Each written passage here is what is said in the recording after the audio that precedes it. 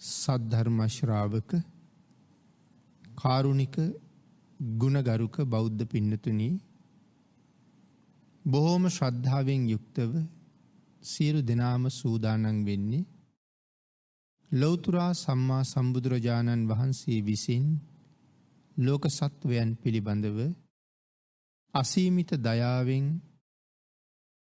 කරුණාවෙන් මෛත්‍රියෙන් යුක්තව අවබෝධ කරගෙන දේශනා කොට වදාළ පරම ගම්බීර වූ ශ්‍රී සද්ධර්ම රත්නයෙන් ඊ타මත්ම පුංචි කොටසක් දේශනා කරවගෙන ධර්ම ගෞරවයේ පෙරදරි කරගෙන දේශනාගත ධර්මයේ ශ්‍රවණය කරන්නත්, එසේ ධර්ම ශ්‍රවණය කිරීමෙන් ලැබෙන අවවාද අනුශාසනා තම තමන්ගේ ජීවිතවලට එකතු කරගෙන වඩාත් නිවැරදි මෙලව ජීවිතයක් ධර්මානුකූලව සකස් කරගන්නත්, නිවැරදි වුණ මෙලව ජීවිතයක් තුළින් සුගතිගාමී වූ පරලොව ආයිති භවයකින් සැනසෙන්නත්, අවසානයේ ප්‍රාර්ථනා කරන බෝධියෙන් සැප සහිත ප්‍රතිපදාවෙන් ඊ타ම ඉක්මන් භවයක උතුම් චතුරාර්ය සත්‍ය ධර්මය අවබෝධ කරගෙන මේ සංසාරයෙන් එතර වීමේ බලාපොරොත්තු ඇතුව, ඒ උදාර බලාපොරොත්තුව, ඒ උතුම් ප්‍රාර්ථනාව ඒ ආකාරයෙන්ම මුදුන්පත් කර ගැනීම සඳහා උතුම් වූ ධර්ම දානානිසංසයත් ධර්ම ශ්‍රවණානිසංසයත් හේතු වාසනා වේවා කියලා ප්‍රාර්ථනා කරනවා. පින්නතුනි, අද ධර්මදේශනාවේ මාතෘකාව හැටියට මම යොදා ගන්න කල්පනා කළේ අපේ බුදුරජාණන් වහන්සේ ශ්‍රී මුඛයෙන් දේශනා කොට වදාළ ධම්මපද පාළියේ බාල වර්ගයේ සඳහන් වන ඊතා උතුම් ගාථා රත්නයක්. අපේ බුදුරජාණන් වහන්සේ මේ ගාථා රත්නයේ දේශනා කොට වදාළේ කොසල් මහරජුරුව මුල් කරගෙන. දීගා ජාග රතෝ රත්ති දීගං සන්තස්ස යෝජන දීගෝ බාලානං සංසාරෝ සද්ධම්මං අවිජානතං.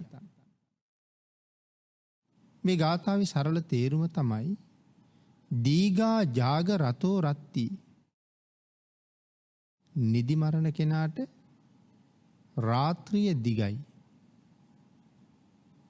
දීගං සන්තස්ස යෝජනං, පයින් යන කෙනාට යොදුන දිගයි. දීගෝ බාලානං සංසාරෝ සද්ධම්මං අවිජානතං, ධර්මය නොදන්නා වූ බාලයාට සසර දිගයි. ඒක තමයි මේ ගාථාවේ කෙටි තේරුම. භාග්‍යවතුන් වහන්සේ මෙවන් ගාථාවක් මොනවාගේ කාරණාවකුත් එක්ක දේශනා කළාද? කොසල් මහරජුරුව සවැත් නුවර මහරජුරුව. කොසල් මහරජුරුව කියලා කියන්නේ දවසකට යටත් පිරිසෙන් දෙපාරක් ලෞතුරා බුදුරජාණන් වහන්සේ වැඳගන්න යන රජ කෙනෙක්.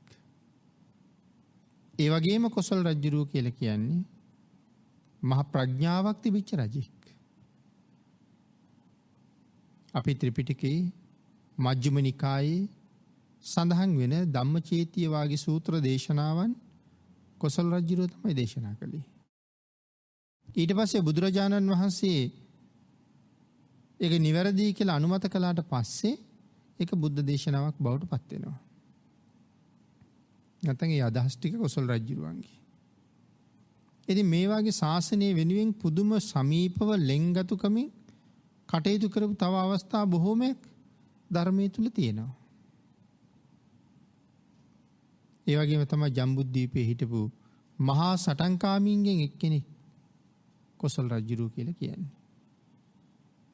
නමුත් යම් යම් අවදිවල පොඩි පොඩි අඩුපාඩුකම් එහෙම තිවිච්ච තැනුත් සමහරලාට පේනවා. දස බෝධිසත්ව වත්තු කතාවට අනුව මෛත්‍රී සම්මා සම්බුදුරජාණන් වහන්සේගෙන් පස්සේ පහළ වෙන සම්මා සම්බුදුරජාණන් වහන්සේලා 10 දෙනෙක් අතරේ කොසල් රජුරුත් ඉන්න බව සඳහන් කරනවා. ඒ කියන්නේ කොසල් රජුරුව බෝධිසත්වයෙක්. ඉතින් මේ වාගේ කාරණා රාශියක් රජු සම්බන්ධයෙන් අපේ දහම් පොතපතෙන් හොයාගෙන කතා කරන්න පුළුවන්. රජුරුව එක දවසක් රාජ ආශ්චර්යයෙන් යුක්තව විශාල පිරිසක් එකතු කරගෙන මේ නගරේ වීදි සංචාරයේ පටන් ගත්තා. ඉතින් රජු එනවා කියලා කියම රජු බලන්න විශාල පිරිසක් පාර දෙපැත්තේ රැස් වෙනවා.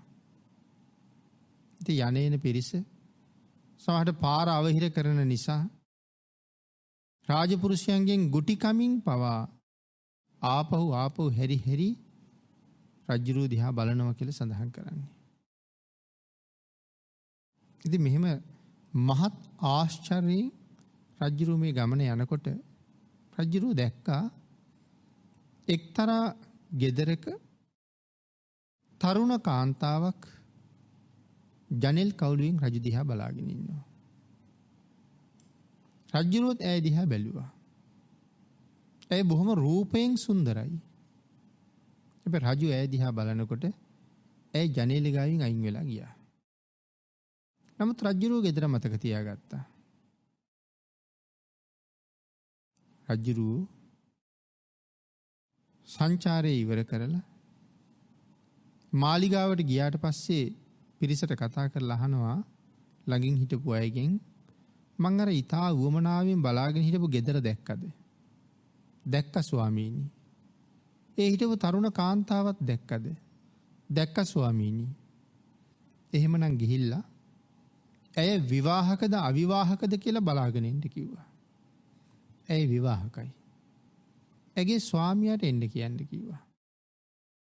ඉතින් කතා කරනකොටත් ස්වාමියා නම් දන්නවා මගේ බිරිඳ නිසා තමයි මේ ප්‍රශ්නේ පැන නගින්න හදන්නේ. කෙසේ වෙතත් රාජාඥාවනේ. ඉඳ රජමාලිගාවට ගියහම රජුරුව ආගිය තොරතුරු කතා කරලා ඔහුට රාජමාලිගාවේ රස්සාවක් දුන්නා. මේ පුරුෂයා කියනවා එපා ස්වාමීනි. මට එහෙම රැකියාවක් අවශ්‍ය නැහැ.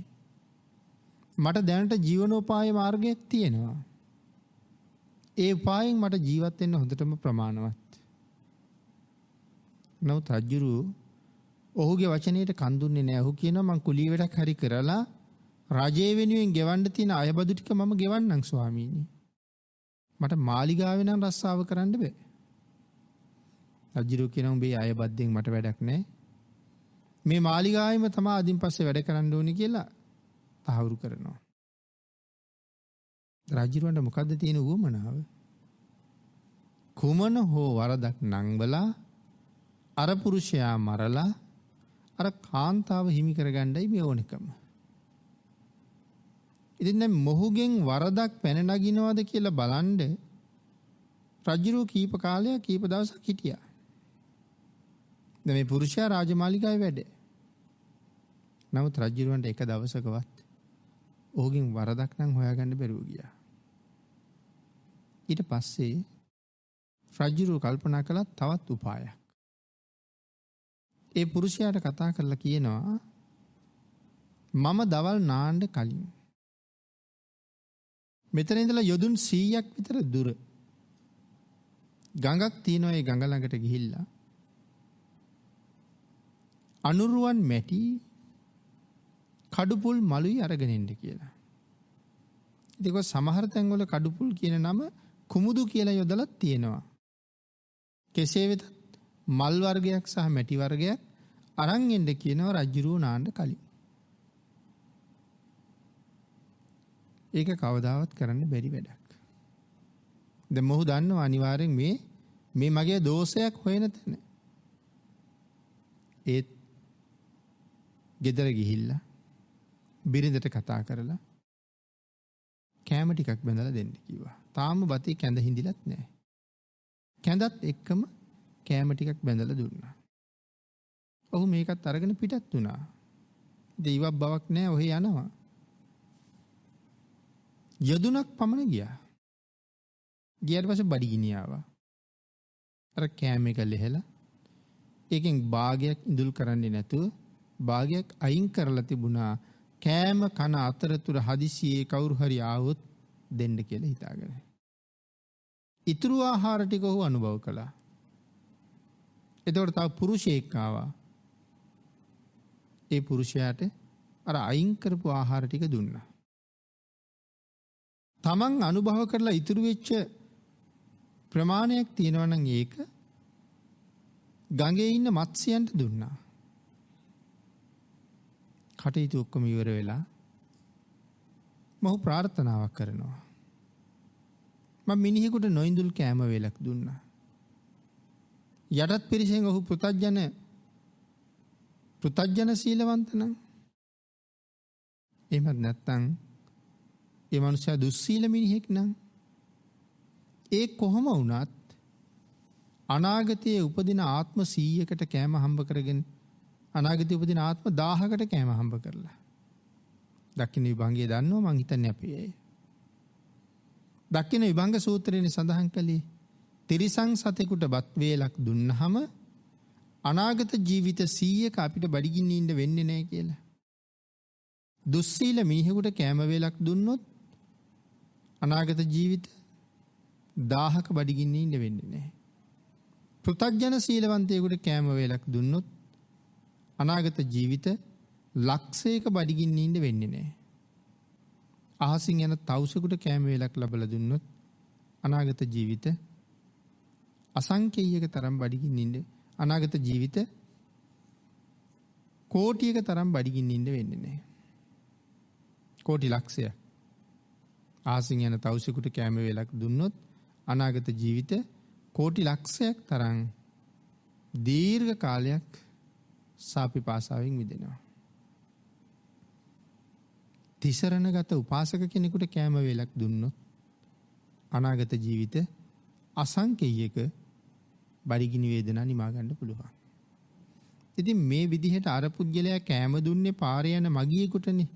ඒ මගියා ඇත්තටම දුස්සීලෙක් වුණත් අනාගත ජීවිත 1000කට හම්බ කරගන්න තියෙන්නේ.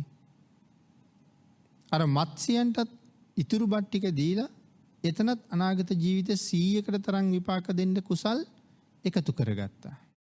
දැන් මේ පුද්ගලයා රජ්ජුරුවගේන්න කියන මැටි රජ්ජුරුවගේන්න කියන මළුයි මනුස්ස ලෝකේ නෑනේ. ඒ කියන්නේ හොඳටම දන්නවා රජ්ජුරුව මාව මරන්න උපක්‍රමයක් තමයි මේ යොදන්නේ. කෙසේ වෙතත් පිටත් වෙලා අර ගඟ ගාව ඉඳගෙන දැන් කියනවා අනාගත ජීවිත 1000කට තරම් ප්‍රතිඵල ලබන්න පුළුවන් දාන වේලකුත් මම අද දුන්නා. අනාගත ජීවිත 100කට ප්‍රතිඵල ලබන්න පුළුවන් තරම් දාන වේලකුත් මම දුන්නා දාන වේල් දෙකක්. එයින් මම අත්පත් කරගත්තා මහා කුසල කර්මයක්. මේ ගඟේ ඉන්න කිසියම් නාගයෙක් කිසියම් දෙවියෙක් කිසියම් ගාන්ධර්වෙක් කවුරු හරි කෙනෙක් සඳහන් කරනවා මම මේ අනුමෝදන් කරන පින් අරගෙන පුළුවන් නම් මගේ ජීවිතේ බේරලා දෙන්න මේ මල් වර්ගයයි මැටි මට ගෙනල්ලා දෙන්න කියලා. මේක අහගෙන හිටියා මේ ගඟේ ඉන්න නාගරාජයෙක්. ඒ නාගරාජයා මහලු මිනිහෙකුගේ වෙස් අරගෙන ඇවිල්ලා අර ඉල්ලන මැටි මලුයි අර පුද්ගලයාට දීලා ගියා. එතකොට පින් අනුමෝදන් කරවහම කී දෙනෙක් පින් ලබනවද? පින් ලබන අය කොච්චර සතුටු වෙනවද? අපේ ධර්මයේ සඳහන් කළා අපි පින්කම් කරලා පින් අනුමෝදන් කරාම මියගිය ඥාතීන් පින් බලාපොරොත්තු වෙනවා නම් ඒ අයත් පින් ලබනවා. තවත් මේ සංසාරේ අපේ ඥාතීන් පින් බලාපොරොත්තුෙන් කොයි ආත්මවල කොච්චර ඉන්නවද? එහෙමත් පින් ගන්න පුළුවන් අය එහෙමත් පින් ගන්නවා. මේ ආදි වශයෙන් මේ පින් දෙනකොට පින් ගන්න අය පින් දෙන අය සම්බන්ධයෙන් කොයිතරම් සතුටින්ද කටයුතු කරන්නේ. ඒක ධර්මයේම සඳහන් කළා මාතා පුත්තං බෝරසං. අම්මා තමන්ගේ දරුවෝ රැක බලාගන්නේ කොයි වගේද? අපෙන් පින් ලබන උදව් ලබන දෙවියෝ අපිව රැක බලාගන්නෙත් ඒ වගේ කියලා. පින් දෙනවට හරි සතුටුයි. පින් ගණ්ඩ හුඟක් අය බලාපොරොත්තුවෙන් ඉන්නවා. ඉතින් දැන් මොහු ඒ පින දුන්න නිසා පින ලබාගත් නාගරාජයෙක් තමයි මහලු මිනිස් වෙසක් අරගෙන ඉල්ල මේ ටික දීලා යන්නේ. ඉක්මනට මේ ටිකත් අරගෙන ඔහු පිටත් වුණා. රජ්ජුරුවෝ නාන්න කලින් මේ ටික ලබා දෙන්න. හැබැයි රජ්ජුරුවෝ රාජපුරුෂයන්ට කියලා තිබුණා වෙනදට කලින් අද වාසල් පවුර වහලා යතුර මට ගෙනල්ලා දෙන්න ඕනේ කියලා. මොකද රජ්ජුරුවෝ කල්පනා කරනවා මිනිස්සු කියලා කියන්නේ විශ්වාස කරන්න පිරිසක් නෙමෙයි. මිනිස්සු කියලා කියන්නේ ඕනම දෙයක් කරන්න පුළුවන් පිරිසකට. මනුස්ස ලෝකේ නැති මලුයි මැටි ගේන්න කියලා කීවත් ඕක නොකරන්න බැරි කමකුත් නැහැ. කෝකටත් වාසල් පහුර වාගත්තාම හොඳයි කියලා කල්තියම්ම දොර වහලා යතුරු ගෙන්න ගත්තා. අර පුද්ගලයාත් වෙලාවට කලින් ආවා. ඇවිල්ලා බලහම දොර වහලා කෑ ගහලා කිව්වා මොකද්ද මේ කරන අසාධාරණේ මාව මරන්න මේ හදන්නේ මේ උපායවල්. මේක අරින්න කියලා. දොර ගාවේ ඉන්න පිරිස කිව්වා අපි නෙමෙයි.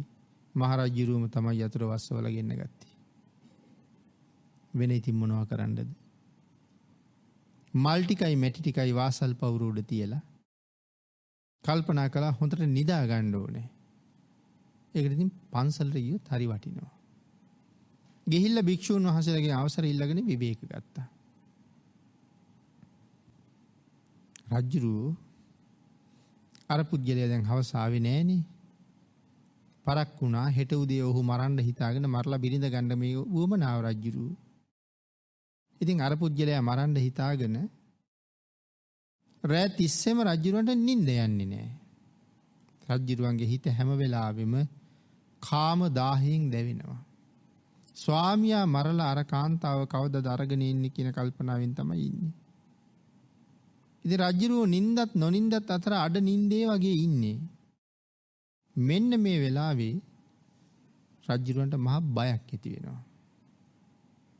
ඒ බය ඇති වෙන්නේ වෙනත් ලෝකෙකින් ආපු හඬකින්. ලෝකුඹු මහ නිරයේ පැසෙන නිරිසත්තු 4 දෙනෙක්. ලෝකුඹු මහ නිරය කියලා කියන්නේ තනිකරම ලෝදිය තමයි තියෙන්නේ. පැහෙනවා. බත් මුට්ටියේ පැහෙනකොට හාල් සීසීකට ගමන් කරනවා වගේ මේ නිරයේ ඉන්න නිරිසත්තු එහාට මෙහාට පැහිමින් ජීවත් වෙනවා.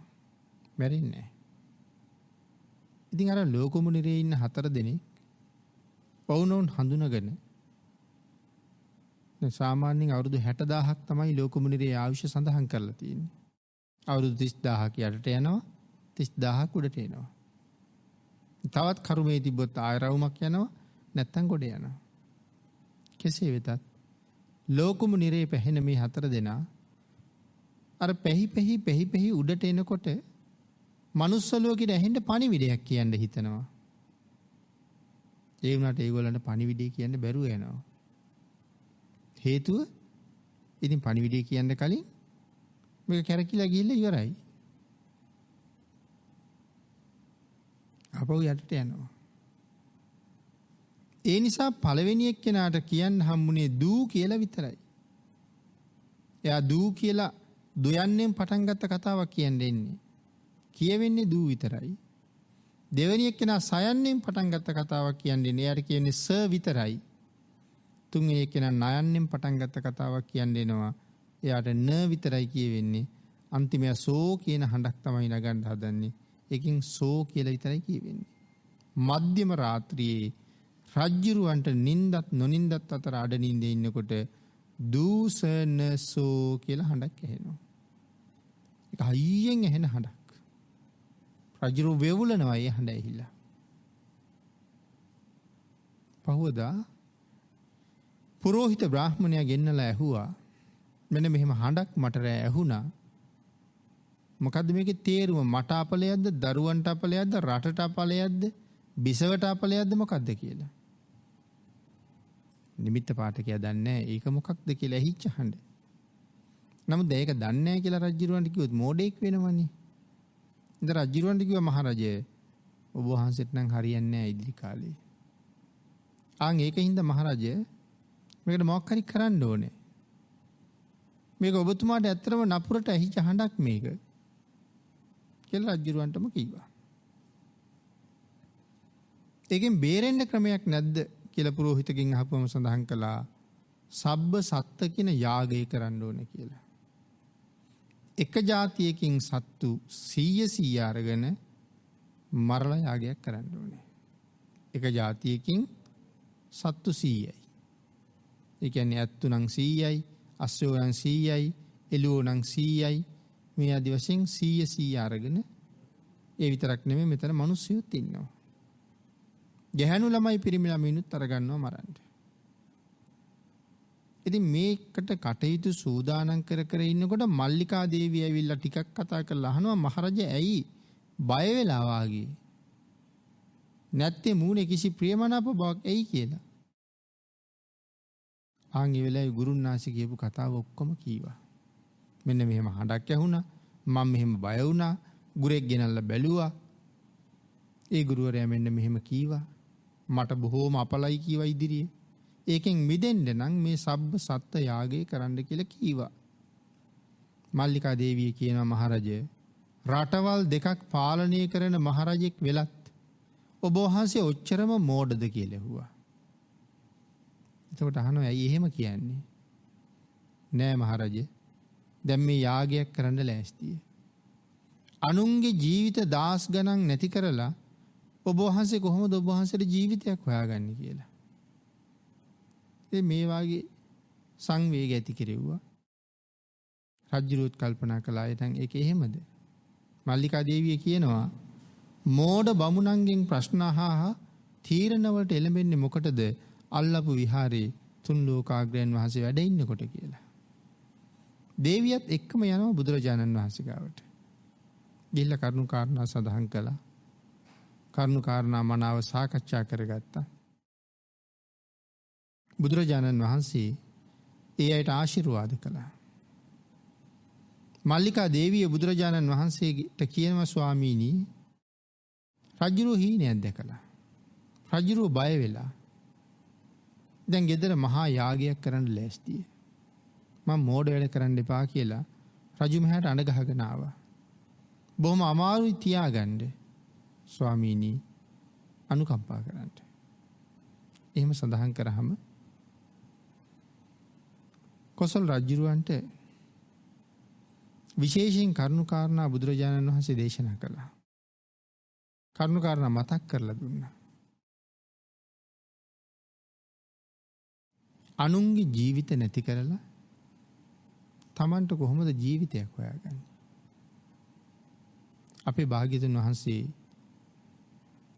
විශේෂයෙන් කරුණු පැහැදිලි කරමින් කරුණු දේශනා කරමින් කොසල් රජුරුවන්ගේ හිත සකස් කරලා මහරජා ඔබට විපතක් නැහැ, බිරිඳට දේවියට විපතක් නැහැ, රටට විපතක් නැහැ. එන මොකද්ද මේ හඬ? භාග්‍යවතුන් වහන්සේ දේශනා කළා මහරජය නිරයේ ඉන්න 4 දෙනෙක් ලෝකුම නිරයෙන් පැහි උඩට ආපු වෙලාවේ මනුස්ස ලෝකේ ඉන්න අයට පණිවිඩයක් කියලා යන්නයි කල්පනාව. නමුත් පණිවිඩය කියන්න බැරි වුණා. ඔවුන් යට ගියත් ඔවුන් කියන්න හදාපු කතාවෙන් රජුරවන්ට මුලින්ම ඇහිච්ච අකුර මොකද්ද කියලා ඇහුවා. සඳහන් කළා ස්වාමීනි මට මුලින්ම ඇහුනේ සා කියලා හඬක්. නෑ මුලින්ම ඇහුනේ දූ කියලා හඬක්. දූෂණ සෝනි. ඒ කාරණාව සඳහන් කරාම ඔවුන් කියන්න හදාපු කතාව බුදුරජාණන් වහන්සේ තමයි දේශනා කරන්නේ. මුලින්ම ඇහුනේ දූ. ඒතර මෙයා කියන්නේ හැදුවේ දුක් ජීවිතං අජීවිම්හ යේ සන්තේන දදම් හසේ විජ්ජමානේසු භෝගේසු දීපං නාකම්මත්තනෝ. දුක් ජීවිතං අජීවිම්හ යම්සේ ඊටාම දුක්ඛිතව කාලාන්තරයක් ගෙවිලා ගියා.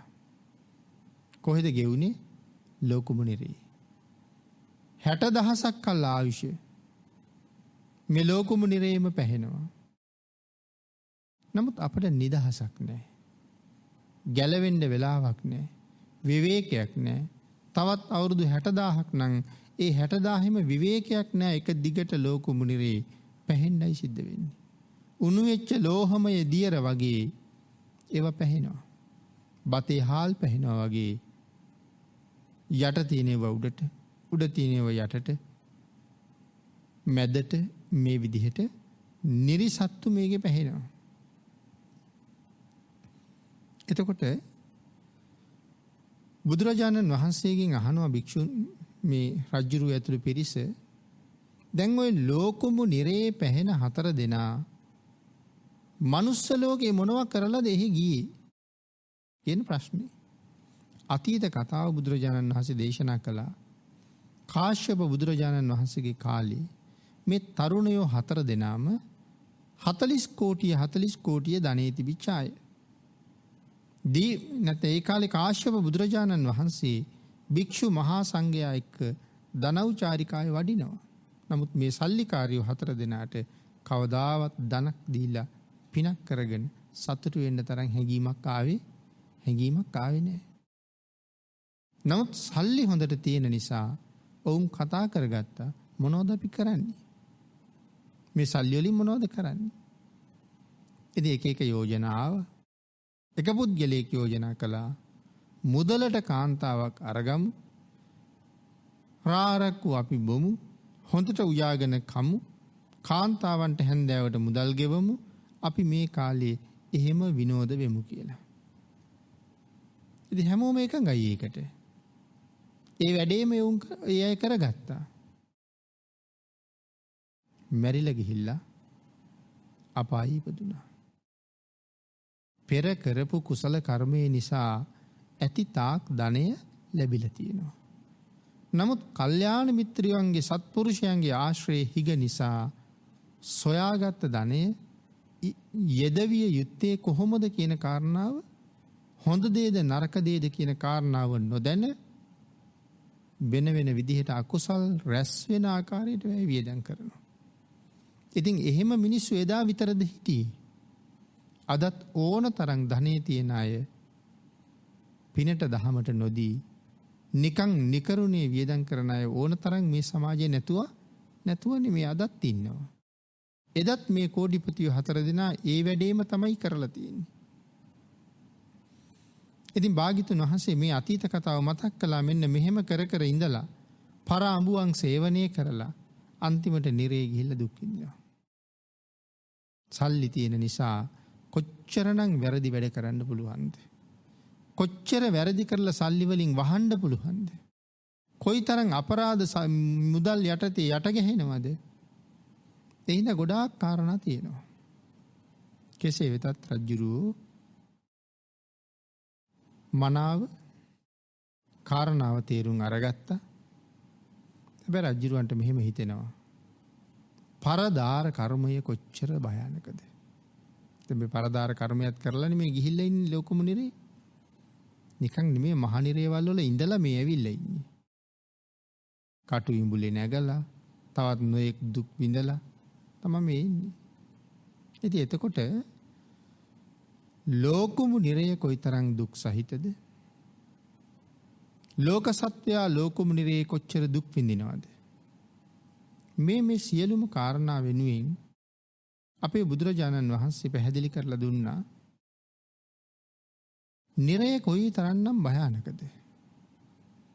ඒ භයානක වූ නිරයෙන් මිදෙන්නේ කොහොමද? රජ්ජුරුවෝ නිරා දුක හොඳටම තේරුම් අරගත්තා. රජ්ජුරුව හොඳටම බය වුණා. බය වෙලා රජ්ජුරුව තීරණය කළා අදින් පස්සේ නම් අනුන්ගේ බිරිඳක් ඇසුරු කරන්න තියා. මට අයිති නැති කාමවස්තුවක් දිහා ඇහැක් ඇරලවත් බලන්නේ නැහැ කියලා. ඇති වෙච්ච බයත් එක්ක.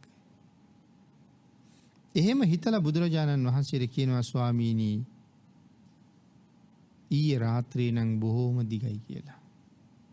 රජුලා නිින්ද යන්නේ නැහනේ. අඩ නිින්දේ ඉන්නේ. දෙයින්ද කියනවා ඊයේ රාත්‍රියේ නම් බොහෝම දිගයි ස්වාමීනි. දැන් අර මැටි මලුයි අරගෙන ආපු අර කාන්තාවගේ පුරුෂයා ඔහුත් ඉන්නේ විහාරෙම තමා මේ වෙලාවේ. කාරණාව පැත්තකට වෙලා අහගෙන ඉඳලා ඒ මිනිසයා ගිහිල්ලා බුදුරජාණන් වහන්සේ ළඟ කියනවා ස්වාමීනි රජ්ජුරුවෝ ඊයේ රාත්‍රියේ දිග දැනගෙන ස්වාමීනි මමත් ඊයේ තමයි යොදුනි දුර දැනගත්තේ කියලා. ඉතින් මේ කාරණාවත් එක්ක තමයි අර ගාථා රත්නය දේශනා කොට වදාළේ දීගා ජාගරතෝ රත්ති. නිදි මරණ පුජ්‍යලයට රාත්‍රිය දිගයි. දීගං සන්තස්ස යෝජනං පයින් ඇවිදින පුජ්‍යලයට යදුන දිගයි. ධර්මය නොදන්න බාලයට සසර දිගයි කියන කාරණාව දේශනා කළා. එතකොට කාටද රාත්‍රියේ දික් වෙන්නේ? රාත්‍රියේ දිගයි බණ අහන අයට. රාත්‍රියේ දිගයි ධර්ම සාකච්ඡා කරන අයට. රාත්‍රියේ දිගයි ලෙඩ වෙලා ඉන්න අයට. රාත්‍රියේ දිගයි එළි වෙනකන් වැඩ කරන අයට. මේ අයට රාත්‍රියේ දිගයි. ඒ හිතන්නකො මුළු රැයම පහන් වෙනකන් ඉඳගෙන බණ අහනවා කියහම වෙලාවක් ගියහම කොච්චරවත් වෙලාව බලනවා කීයටද ඉවර වෙන්නේ කොයි වෙලාවෙද එළි වෙන්නේ. ඉතින් ඒ ඇහැරිලා යමක යෙදිලා ඉන්න පුජ්‍යලයට රාත්‍රියේ දිග දැනෙනවා. එතකොට බොහෝම හොඳට රසමස වලින් අනුභව කරලා ඊටාම සුව පහසු යහනක් මත නැගලා රාත්‍රියේ නිදාගත්ත පුජ්‍යලයකට රාත්‍රියේ දිග දැනෙනවද? ඔහුට දිග දැනෙන්නේ නැති නිසා තමයි උදේ පාන්දර අවදි වෙච්චාම වෙලාව බලලා තව ටිකක් නිදාගන්නේ. රැයම පහන් වෙනකන් නිදියවා. නිින්ද මදි. කම්මැලි පුරුෂයන්ගේ ස්වභාවය ඒකයි. තවත් විනාඩි ගණනකින් නැගිටින්නම් වගේ කියලා හිතලා ආයෙත් නිදාගත්තාම ඇහැරෙන්නේ යටත් පිරිසෙන් පැයක්වත් ගිහිල්ලා. ආන් එහෙමනම් භාග්‍යතුන් වහන්සේ දේශනා කළා. මේ නිදියනවා කියන කාරණාවට නම් භාග්‍යතුන් වහන්සේ කොහොමත් කැමති නෑ. කෙසේ වෙතත් මෙතනදී අපි සාකච්ඡා කරමු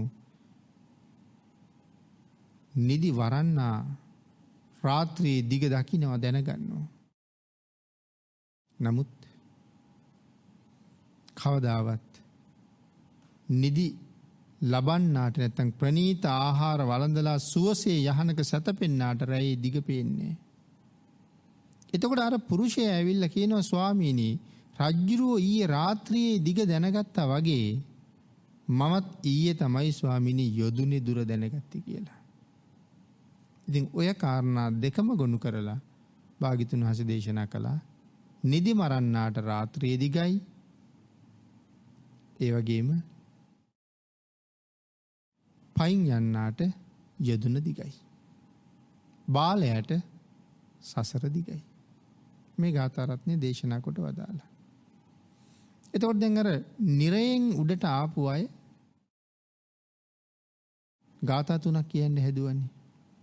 දුජ්ජීවිතං අජීවිම්හ යේ සන්තේන දදම්හසේ විජ්ජමානේසු භෝගේසු දීපං නාකම්මත්තනු. යම්සෙයින් 60000ක් කල් මේ දුක්ඛිත ආයුෂ මේ නිරේ භුක්ති විඳිනවද? නමුත් අපිට කවදාවත් ධනය මෙච්චර ළඟ තිබිලත් පිනක් කරගන්න බැරි වුණානේ කියලා දුහ දුක් වෙන්න පටන් ගත්තා. එතකොට රජ්ජුරුවන්ගෙන්ම බුදුරජාණන් වහන්සේ අහගන්නවා දෙවනියට ඇහිච්ච හඬ මොකද්ද? නයන්නනේ. එතකොට භාග්‍යතුන් වහන්සේ ඔවුන් කියන්න හදාපු කතාව සම්පූර්ණ කරනවා. මොකක්ද ඊළඟ සඳහන් කළේ? සට්ටි වස්සේ සහස්සානී පරිපුන්නානි සබ්බසු නිරයේ පංචමානානං කදා අන්තු භවිස්සති. හැම අතින්ම අවුරුදු 60000ක් ගෙවිලා ගියා. සඳහන් කරනවා අවුරුදු 60000ක් මේ ලෝකෙම නිරෙහි පැසෙන්නා වූ අපට කෙරවලක් කවද දකින්නේද? අනේ ස්වාමීනි මේ ලෝකෙම නිරෙන් නිදහස් වෙන කෙරවලක් කවද්ද කියලා අහනවා. ඒ දෙවනියා.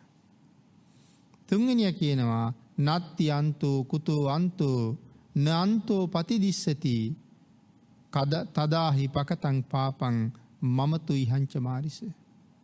තුන්වෙනි පුද්ගලයා කියනවා යම් හේකින් ඒ කාලේ මා විසිනුත් නුඹ විසිනුත් බොහෝසේ පව් කරන ලදද. මේකට පව් කරපු 4 දෙනාගේ කතාව. යම්සේ ඒ කාලේ මා විසිනුත් ඔබ විසිනුත් බොහෝසේ පව් කරන ලදද. තදාහි පකතං පාපං මමතු ඉහංච මාරිස. ඒ කරපු පාපය අපි විඳින්න ඕනේ. අපිනේ කලේ වෙන කවුරුවත් නෙමෙයි. කරන පුද්ගලයා මේක අනිවාර්යෙන් විඳින්න ඕනේ. ඊළඟට සඳහන් කළා සෝහි නූන ඊතෝ ගන්්වා යෝනින් ලද්ධාන මානුසින් වදඤ්ඤු සීල සම්පන්නෝ කාහාමි කුසලං බහුං මම වනාහි මෙයින් චුත වෙලා නැවත මනුස්ස ලෝකේ උප්පත්තිය ලැබුවොත් ආයනං කවර කවමදාකවත් නිරයට වැටෙන්න තරම් පවුනම් කරන්නේ නැහැ. කවුද මේ කියන්නේ? නිරයේ ඉන්න කෙනෙක්. අපිට හිතෙන්නේ නැද්ද අපිත් නිරේ හිටපු කාලේ ඔහොම හිතන්න ඇති කියලා? කවදා හරි මනුස්ස ලෝකෙට ගියොත් අයනම් පව් කරන්නේ නැහැ. ඉතින් එහෙම හිතලා ආපු අය අපි දෙව්ලොවින් එනකොටත් මොකද්ද කරන්නේ? අඬා දෙව්ලොව ඉන්නකොට අනිත් දෙවියෝ ඇවිල්ලා කියන්නේ මනුස්ස ලෝකෙට ගිහිල්ලා බුදුරජාණන් වහන්සේගේ ධර්මය අහලා ශ්‍රද්ධාව මත පිහිටලා බොහෝසේ පින් කරගෙන ආයෙත් අපි ගාවට එන්න කියලා තමයි දෙවියන්ට උපදෙස් දෙන්නේ. නමුත් අපි කවුරුවත් ආපු වැඩේ කරනවා වාගේ පේනවද? ආවේ බොහෝසේ පින් කරගෙන ආපහු උඩට යන්න. පල්ලෙහින් ආපු අය ආවේ පාපෙන් ඈත් වෙලා තව පින් කරගෙන මෙතනිනුත් ඉහළින් ඉහළට යන්න. අපි හැමෝම ඇවිල්ලා ඉන්නේ ඒකට. ඒ වුණාට කල යුතු දේ කෙරෙන බවක් පේන්නේ නැහැ. වෙන දේවල් කර ඉන්නවා. පින් කරන්නේ බොහෝම අඩුවෙන්. පොයකට සිල් ගන්නෙ නැහැ. දානයක් දෙන්න යන්නේ නැහැ. පන්සිල් වලටවත් ගරු කරන්නේ. වැඩි හිටියන්ට සලකන්නේ. මේ සියල්ලෙන්ම රැස් කරගන්නේ අසීමාන්තික අකුසලයක් නේ. ආවේ පින් කරන්නේ වෙන දේවල්. එහෙනම් දෙව්ලොවින් ආවෙත් පහලින් ආවෙත් පින් කරගන්න. ඒකයි මම සඳහන් කළේ ආපු වැඩේ පැත්තක කරන්නේ වෙන දෙයක්. එතකොට මේ කතාවත් එක්ක ඒකත් තේරුම් ගන්න ඕනේ. යම් හේතුවකින් මනුස්ස ලෝකේ උපදින්න ලැබුණොත් ආයෙනම් නිරයට එන්නේ. දැන් මනුස්ස ලෝකේ ඉපදිලා ඉන්න ඔබයි මමයි නිරයට නොයන්න වැඩ කරනවද කියන කාරණාව අපි විසින් අපෙන්ම විමසන්න ඕනේ. ඊළඟට සඳහන් කළා දීගෝ බාලානං සංසාරෝ සද්ධම්මං අවිජානතං. බාලයට සසර හුඟක් දිගයි. කාටද පින්නතුනේ බාලයා කියලා කියන්නේ? සිතින්, කයින්, වචනෙන්, තිදොරින් වැරදි කරන පුද්ගලයාට ධර්මයේ හැඳින්වුවේ බාලයා කියලා. ඔහුගේ කායික ක්‍රියා හොඳ නෙත් නැහැ, වාචසික ක්‍රියා හොඳ නෙත් නැහැ, මානසික ක්‍රියා හොඳ නෙත් නැහැ. මේ පුද්ගලයා තමයි බාලයා. මේ බාල පුද්ගලයා ඇසුරු කරන්න ගියහම හොඳට හිටපු කෙනත් නරක වෙනවා මිසක් කවදාවත් නරක මිනිහා හොඳ වෙන්නේ නැහැ. නරක මිනිහා හොඳ වෙනවා නම් හොඳයි. නමුත් වෙන්නේ හොඳ මිනිහා නරක වෙන එකයි. ඒ නිසා දේශනා කරනවා බාලයා කියලා කියන්නේ තිදොරින්ම අකුසල් කරන කෙනෙක්. ආන් ඒක නිසා යමෙක් බාලයෙක්ද ඒ බාලයාගේ ආශ්‍රයෙන් වහවහ වින්විය යුතුයි කියලා. බාල පණ්ඩිත කියලා සූත්‍රයක් තියෙනවා මජ්ක්‍ධිම නිකායේ. බාල පණ්ඩිත සූත්‍රයේ බාලයාගේ ලක්ෂණ මනාව පැහැදිලි කරලා තියෙනවා. දේතනත් පැහැදිලි කරන්නේ කයෙන් කළ යුතු දුසිරිත්, වචනයෙන් කළ යුතු දුසිරිත්, හිතින් කළ යුතු අකුසල් මේ ඔක්කොම බාලය කරනවා. යමෙක් එහෙම කරනවා නම් ඔහු බාලයෙක් කියන කාරණාව අපි දැනගන්න ඕනේ. යමෙක් එහෙම කරනවා නම් ඔහු බාලයෙක්. ඒ කියන්නේ කායික ක්‍රියා, වාචසික ක්‍රියා, මානසික ක්‍රියා හොඳ නැත්තම් ඒ බාලයෙක්. බුදුරජාණන් වහන්සේ කැමති නෑ එවන් අය ඇසුරු කරනවට. එනම් බාලයට සසර දිගයි. එතෙන් බාලයා ප්‍රාණඝාත, අදත්තාදාන, කාමිත්‍යාචාර තුනම කරනවා. බොරු කියනවා, කේලම් කියනවා, පරුෂෝචන කියනවා, හිස් වචන කියනවා, හතරම කරනවා. අවිද්‍යාව, ව්‍යාපාද, මිත්‍යා දෘෂ්ටි මේ ඔක්කොමත් තියෙනවා. ඉතින් මැරිලා කවදාවත් සුගතියට යන්නේ නෑනේ. ඒ නිසා දේශනා කළා බාලයට සසර දිගයි.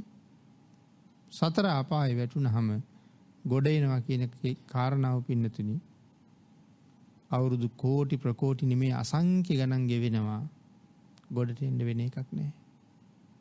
ඒ හිතන්නකො තිරිසන් ආත්මික එහෙම ඉපදුනොත් කවදා කොහොම පින් කරලාද ගොඩට එන්නේ කියලා. යටත් පිරිසෙන් තිරිසනෙකුට දෙන පිනක්වත් හම්බෙන්නේ නෑ. ඒකත් හම්බෙනවා නම් ප්‍රේතයන්ට විතරයි. නැත්නම් ඔය පූසෙක් වාගේ වෙලා, කොටියෙක් සිංහෙක් වාගේ වෙලා ඉපදිනහම ඉතින් දිගටම සත්තු මරණ ගමනේ කරන්නේ. කිඹුලෙක් වෙලා ඉපදුනහම ඉතින් ඒ වාගේ ලොකුවට පේන සත්තු විතරක් නෙමෙයි. කුරුමිනියා, පළඟෙටියා අල්ලගෙන කන සර්පයා, කටුස්සා වාගේ සතාගේ ඉඳලා ඔක්කොම ප්‍රාණඝාතයට සම්බන්ධයිනේ. ඉතින් හිතන්නකො මෙච්චර පව්කන්දක් කරනකොට මැරිලා ආපහු නිරේට මිසක් ගොඩට එන්නේ කොයි කාලෙද කියලා. එතකොට මේ දැන් ඉන්න සත්තු විතරද තිරිසන්නු? ඔබයි මමයි තිරිසන් වෙලා හිටපු කාලේ අපි කොයි තරම් පව් කරලා අපායවල නිමක් නැතුව දුක් විඳලා පෙර කරගත්ත මොකද්දෝ කුසල කර්මයක විපාකයක් හැටියට මේ ජීවිතය අපිට ලැබිලානේ. එතකොට ඒකේ වටිනාකම තේරුම් අරගෙන, දුර්ලභ බව තේරුම් අරගෙන වහවහ කුසල් වඩන්න තමයි අවදි වෙන්න ඕනේ. නැවත ප්‍රපාතයකට වැටෙන්නේ නැති වෙන්න සුගතියෙන් සුගතියට යන්න කටයුතු කරන්න ඕනේ. මේ එන්නේ උඩ ඉඳලා පහළට එන ගමනක්. අපි කාලයක් බ්‍රහ්ම ලෝකෙත් හිටියා. බ්‍රහ්ම ලෝකේ ඉඳ තිබිච්ච පින් ඉවර වුණාම අපි දිව්‍ය ලෝකෙට ආවා. දිව්‍ය ලෝකේ කරන්න තිබිච්ච ඒ දිව්‍ය තලවල පවතින්න තියෙන්න ඕන කුසල් අඩු වෙන්න අපි පල්ලහැට ඇවිල්ලා දැන් මනුස්ස ලෝකෙට එනකන් ඇවිල්ලා ඉන්නේ. තවත් පල්ලහැට යනවා නම් ලෝක කීයක්ද තියෙන්නේ? 4ක් තියෙනවා. තවත් ලෝක 4ක් තියෙනවා යන්න. මොකද්ද? නරක, තිරිසන්, പ്രേත, අසුර. එහෙම ලෝක 4ක් තියෙනවා. හැබැයි ඔය 4ට නොයා ගමන ආපහු හරවන්න නම් අපට තියෙන හොඳම තෝතැන්න තමයි මේ ලැබිලා තියෙන්නේ. ඒකයි ප්‍රඥාව මෙහෙවන්න ඕනේ. මෙතෙන්ට වෙලා ඉඳගෙන ඉහලින් ඉහළට නැවත යනවද? නැත්නම් ආපු විදිහට බැහැගෙන ගිහිල්ලා මනුස්ස ලෝකෙන් පස්සේ අපායට පය ගහනවද කියලා. අකමැති නම් මෙතනදී යමක් කරගන්න පුළුවන්. බාලයට සසර දිගයි. බාලයට මේ කරුණ එකක්වත් වැටහෙන්නේ නැහැ. ධන සම්පත් ලැබෙන්න පාපයට තමයි වීරිය කරන්නේ. පාපයට තමයි ඇදෙන්න හදන්නේ. ඒකින්ද බුදුරජාණන් වහන්සේ දේශනා කරනවා, මහණෙනි මේ සංසාර ගමන අතිශයින්ම භයානකයි. ඒ භයානක සංසාර ගමනේ නැවතීමක් කොහෙන් හරි තියෙන්න ඕනේ. සසරින් මිදීමේ මඟ ලෞතුරා බුදුවරු පමණයි කියලා දුන්නේ. ඒ නිසා මෙලව සෑම සත්වයක්ම ඒ ලෞතුරා බුදුරජාණන් වහන්සේගේ වචනයට කීකරු විය යුතුයි. මේ ස්වභාව ධර්මයාගේ හැටිවත් පින්නතුනි අපි දන්නේ නැහෙනේ. බුදුරජාණන් වහන්සේනේ අපිට කියලා දුන්නේ මේ පන්සිල් කියලා දෙයක් ලෝකේ තියෙනවා. ඒක බුදුරජාණන් වහන්සේ පනවන එකක් නෙමෙයි, ස්වභාව ධර්මයාගේ නීතියක්. යම් කෙනෙක් මේ නීති රීති ටික උල්ලංඝනය කළොත් අනිවාර්යෙන් ඔහුට මහ පොළොව යට නිරේ දාලා දඬුවම් කරනවා. ඉතින් අබුද්ධෝත්පාද කාලයක ඉපදුනා නම් අපිට පන්සිල් ගැන කියලා දෙන්න කෙනෙක් නෑනේ. ඉතින් පන්සිල් ගැන කියලා දෙන්න කෙනෙක් නැත්තම් අපි පන්සිල් රකින්නේ නෑනේ. එතකොට ලෞතුරා බුදුවරු පහළ වෙලා විශ්වයේ සැබෑ තොරතුරු අපිට කියලා දීලා තියෙනවා. ඒ අතර තමයි මේ විශ්වයේ තියෙන නීතියක් පන්සිල්. යම් කෙනෙක් මේක උල්ලංඝනය කරනවා නම් මේ සෝබා දහම ඔහුට දැඩි ලෙස දඬුවම් කරනවා. ඉතින් භාග්‍යතුන් වහන්සේ අපිට ඕක පෙන්නවා. අබුද්ධෝත්පාද කාලයක පෙන්වන්න කෙනෙකුත් නෑ, අපිට තේරෙන්නෙත් නෑ. එතන ඉඳලා දුගතියෙන් අත මිදෙන්න සීලය ගැන අපිට දේශනා කළා. සම්පූර්ණ කරගන්න දානය ගැන දේශනා කළා. මේ කරුණු ජීවිතයට අරගෙන මනාව සිල් ආරක්ෂා කරගෙන ශක්ති ප්‍රමාණයෙන් හොඳට දන් පැන් පූජා කරලා ජීවිතයට බොහෝ කුසල් එකතු කරගෙන ජීවිතයේ කුසලයෙන් පුරවගෙන සතර අපායෙන් අත මිදෙන්න කටයුතු කරන්න, ඥානවන්තයෙක් බවට පත් වෙන්න, සත්පුරුෂයන් ආශ්‍රය කරන්න, සත්පුරුෂ ආශ්‍රයෙන් සසරින් මිදෙන්න මේ පින්නතුන් සියලු දෙනාටම තුනුරුවන්ගේ ආශිර්වාදයෙන් ශක්තිය, ධෛර්යය, භාග්‍ය, වාසනාව උදා වේවා කියලා ආශිර්වාද කරනවා.